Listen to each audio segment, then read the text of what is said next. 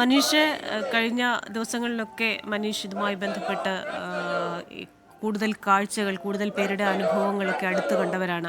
ഒരുപക്ഷെ വി എസിനെ തൊട്ടടുത്ത് നിന്ന് കാണാനുള്ള ഒരു ഭാഗ്യമൊന്നും നമുക്കൊന്നും ഇല്ലായിരിക്കാം. പക്ഷെ നമ്മൾ വായിച്ചറിഞ്ഞ കാര്യങ്ങളാണ്. വി എസിൻ്റെ തന്നെ വാക്കുകളിലൂടെ പറഞ്ഞ കാര്യങ്ങളിലൂടെയൊക്കെയാണ് അദ്ദേഹം എന്താണെന്ന് നമ്മൾ അറിയുന്നത്. പലപ്പോഴും പക്ഷെ അടുത്ത് നിന്നവർ, ഏറ്റവും കൂടുതൽ സമയം അദ്ദേഹത്തോടൊപ്പം ചെലവഴിച്ചവരൊക്കെ പറയുന്നത്, അടുത്തറിയുമ്പോൾ ഒരു അത്ഭുത മനുഷ്യൻ എന്നൊരു ഇമേജാണ് അവർക്കൊക്കെ വി എസ് അച്യുതാനന്ദൻ എന്ന വ്യക്തി നൽകിയിരുന്നതെന്നാണ്. അത് അദ്ദേഹത്തിൻ്റെ ജീവിതത്തിൽ എപ്പോഴും ഒരു നേതാവ് എങ്ങനെയായിരിക്കണം, അദ്ദേഹം ഒരു ആശയം മുന്നോട്ട് വെക്കുമ്പോൾ ആ ആശയത്തിൽ നിന്ന് മാറി നടന്നുകൊണ്ട് വാക്കും പ്രവൃത്തിയും രണ്ടും രണ്ട് എന്ന രീതിയിലല്ലായിരുന്നു എന്ന് പലരും അടയാളപ്പെടുത്തിയിട്ടുണ്ട്. ഒരു കാര്യം ചെയ്യാൻ പോകുമ്പോൾ കൂടെയുള്ളവർ വിശ്രമിക്കാമെന്ന് പറഞ്ഞാൽ പോലും ഒരിക്കലും ഞാൻ ഇപ്പോൾ വിശ്രമത്തിനില്ല, ഞാനത് പോയി ചെയ്തു വരട്ടെ. ശബരിമലയിലെ യോഗത്തിനൊക്കെ നമ്മൾ കണ്ടതാണ്. അതുപോലെ തന്നെ മതികെട്ടാൻ മലയിലൊക്കെ പോകുമ്പോൾ വളരെ അപകടം പിടിച്ച സ്ഥലമാണ്, അങ്ങോട്ട് പോകരുതെന്ന് പറയുമ്പോൾ ഇല്ല, എനിക്കത് കണ്ടേ മതിയാകൂ, ഞാനത് നേരിട്ട് കണ്ട് മനസ്സിലാക്കും, അങ്ങനെയുള്ള ഒരു മനോഭാവം. അതുകൊണ്ട് തന്നെ അദ്ദേഹത്തിൻ്റെ കൂടെ ജോലി ചെയ്യുന്നവർക്കാണെങ്കിലും കൂടെ നിൽക്കുന്നവർക്കാണെങ്കിലും അദ്ദേഹം മുൻകൈ എടുത്ത് പോകുമ്പോൾ മാറി നിൽക്കാൻ വയ്യാത്ത ഒരു അവസ്ഥ സൃഷ്ടിച്ചിരുന്ന എന്തായിരിക്കണം ഒരു നേതാവ്. കാരണം ഞാൻ പറയുന്നത് എനിക്ക് ചെയ്യാൻ പറ്റില്ലെങ്കിൽ എൻ്റെ അനുയായികളോട് പറയുന്നത് എങ്ങനെ എന്ന് നമ്മളെ കാണിച്ചു തന്ന ഒരു നേതാവായിരുന്നു. അപ്പോൾ അതിൻ്റെ ആ ഒരു ഓർമ്മകൾ, അതിൻ്റേതായിട്ടുള്ള പ്രചോദനം, അതൊക്കെയാണ് ഇത്രയും ആൾക്കാരെ ഈ വഴികളിലൊക്കെ നിർത്തിയിരിക്കുന്നതെന്ന് മനസ്സിലാവും. ഈ വിലാപയാത്ര ഇപ്പോൾ എവിടെ എത്തിയിരിക്കുന്നു, ഏത് രീതിയിലാണ് ജനങ്ങൾ അദ്ദേഹത്തിന് ആദരമർപ്പിക്കുന്നത്?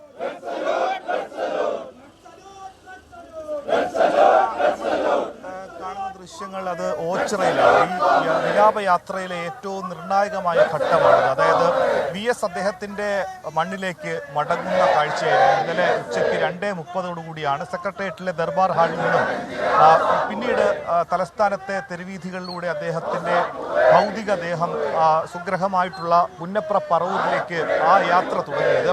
അതിൽ അദ്ദേഹം ആലപ്പുഴ ജില്ലയിലേക്ക്, അതായത് ഓച്ചിറ അവസാനത്തെ, കൊല്ലം ജില്ലയിലെ അവസാനത്തെ പോയിന്റാണ്. ഓച്ചിറ കഴിഞ്ഞാൽ പിന്നീട് അടുത്ത പോയിന്റ് രാഷ്ട്രീയ കേരളത്തിലെ ഏറ്റവും പ്രധാനപ്പെട്ട കായംകുളമാണ്. അദ്ദേഹത്തിന് ഏറ്റവും നിറം കൊടുത്ത രാഷ്ട്രീയ പ്രവർത്തനത്തിൽ അദ്ദേഹം എപ്പോഴും നിറഞ്ഞു നിന്ന, ഒരു കാലത്ത് വലിയ വിഭാഗീയ പ്രശ്നങ്ങൾ കൊണ്ട് വലിയ അലയൊലികൾ പാർട്ടിക്കുള്ളിൽ തന്നെ ഉണ്ടായ ഒരു പ്രദേശമാണ് കായംകുളം. ഇപ്പോഴും അത്തരത്തിൽ അദ്ദേഹം അവസാന ഘട്ടത്തിൽ രാഷ്ട്രീയ പ്രവർത്തനത്തിൽ ഇടപെടുമ്പോഴൊക്കെ തന്നെ കായംകുളത്തെ വലിയ വിഭാഗീയ പ്രശ്നങ്ങളിലും അദ്ദേഹം ഇടപെട്ടുകൊണ്ട് അത് പരിഹരിക്കാനുള്ള ശ്രമങ്ങളൊക്കെ തന്നെ നടത്തിയിരുന്നു. അങ്ങനെ ഒരു നാട്ടിലേക്ക് അദ്ദേഹത്തിൻ്റെ അടുത്ത പോയിന്റ് ഈ ഓച്ചിറ കഴിഞ്ഞാൽ KPSC ആണ്. അത് നമുക്കറിയാം, KPSCയുടെ പാരമ്പര്യവും ചരിത്രത്തെപ്പറ്റി നമുക്കറിയാം. KPSC ആണ് അടുത്ത പോയിന്റ്, അത് കായംകുളത്തേക്കാണ്. അദ്ദേഹം അങ്ങനെ വി എസ് അദ്ദേഹത്തിൻ്റെ മണ്ണിലേക്ക് മടങ്ങുകയാണ്. അദ്ദേഹത്തിൻ്റെ നാട്ടിലേക്ക്, ആലപ്പുഴയിലേക്ക് അദ്ദേഹത്തിൻ്റെ ഭൗതികദേഹം കടന്നു വരികയാണ്. ഇവിടെ ഏറ്റവും കൂടുതൽ ആളുകൾ ഉണ്ടായിരുന്ന പ്രധാനപ്പെട്ട പോയിന്റുകൾ ഒന്ന് കഴക്കൂട്ടമായിരുന്നു.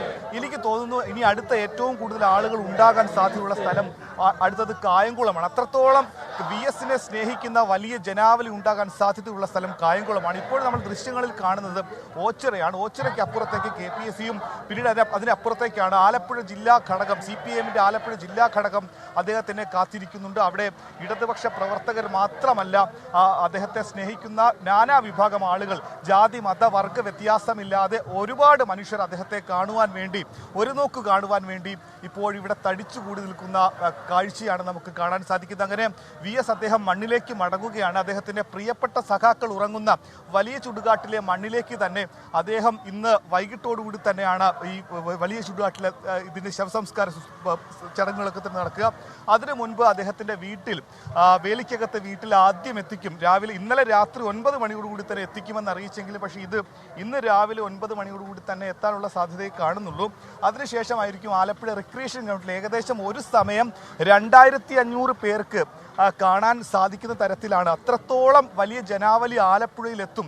അതുകൊണ്ട് തന്നെ വലിയ ഗതാഗത ക്രമീകരണം ആലപ്പുഴയിൽ നിന്നും 2 അതിർത്തികളിൽ, ഒന്ന് കൊല്ലത്ത് കരുനാഗപ്പള്ളിയിലും എറണാകുളത്ത് അരൂർ മുതലും വലിയ ഗതാഗത ക്രമീകരണം ഏർപ്പെടുത്തിയിരിക്കുകയാണ്. കാരണം സംസ്ഥാനത്തിന് പുറത്തു നിന്ന് പോലും വലിയ നേതാവിനെ, പ്രിയപ്പെട്ട നേതാവിനെ കാണാൻ ഒരുപാട് ആളുകൾ ഒഴുകിയെത്തുന്നത് കൊണ്ട് തന്നെ അത്രത്തോളം ഗതാഗത ക്രമീകരണം ഏർപ്പെടുത്തിയിരിക്കുന്നു. ഈ യാത്രയിൽ ഒരിടത്ത് പോലും എവിടെയും മനഃപൂർവ്വമായ ഒരു താമസം ഈ യാത്രയിൽ എവിടെയും ഉണ്ടായിട്ടില്ല.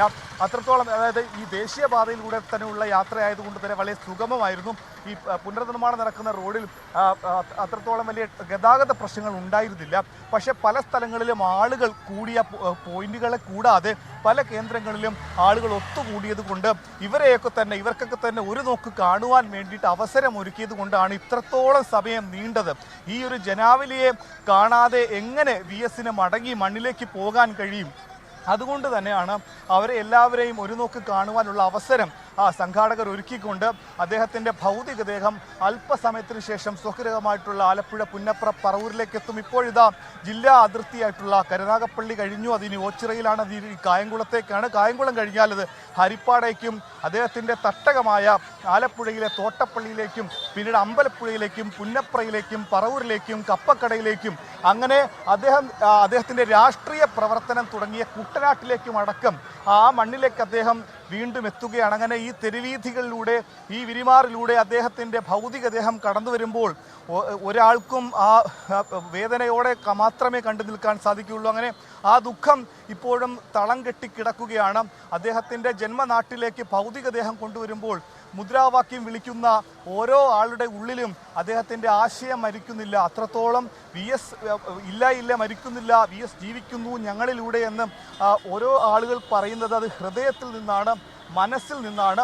അത്രത്തോളം മുറിവേറ്റുകൊണ്ടാണ്. ഒരു മാസത്തോളം VS അച്യുതാനന്ദൻ SUT ആശുപത്രിയിൽ ചികിത്സയിൽ കഴിയുന്ന സമയത്ത് അദ്ദേഹത്തിന് 101 വയസ്സാണെങ്കിൽ കൂടി അദ്ദേഹം വീണ്ടും സാധാരണ ജീവിതത്തിലേക്ക് മടങ്ങി വരാൻ കാത്തുനിന്ന ജനലക്ഷങ്ങളുണ്ട്. അങ്ങനെ അദ്ദേഹത്തിൻ്റെ നാടായ ആലപ്പുഴയിലേക്ക് കടന്നു വരുമ്പോൾ അദ്ദേഹത്തെ അവസാനമായി ഒരു നോക്ക് കാണാൻ കാത്തു നിൽക്കുന്ന വലിയ ജനാവലിയുടെ ദൃശ്യങ്ങളാണിത്. അങ്ങനെ ഗതാഗത ക്രമീകരണം ഒരുക്കാൻ പോലീസ് പോലും വലിയ രീതിയിൽ കഷ്ടപ്പെടുന്നുണ്ട്. കാരണം ഇന്നലെ ഈ രീതിയിലുള്ള ഒരു യാത്ര, വിലാപയാത്ര സംഘടിപ്പിക്കുമ്പോൾ അത് റെഡ് വോളണ്ടിയർ പാർട്ടിയെ സംബന്ധിച്ചത് റെഡ് വോളണ്ടിയർമാരുടെ ഒരു ഉത്തരവാദിത്തം കൂടി പോലീസിനെ സംബന്ധിച്ച് വലിയ രീതിയിലുള്ള ഗതാഗത ക്രമീകരണം ഏർപ്പെടുത്തേണ്ടതുണ്ട്. ആ രീതിയിലുള്ള ഗതാഗത ക്രമീകരണം നിലവിൽ ഏർപ്പെടുത്തിയിട്ടുണ്ട് എന്നാണ് നമുക്ക് മനസ്സിലാക്കാൻ സാധിക്കുന്നത്. ഇല്ലെങ്കിൽ ആലപ്പുഴയിലടക്കമുള്ള ഗതാഗത സംവിധാനങ്ങൾ ആകെ താറുമാറായി പോകും. ഞാൻ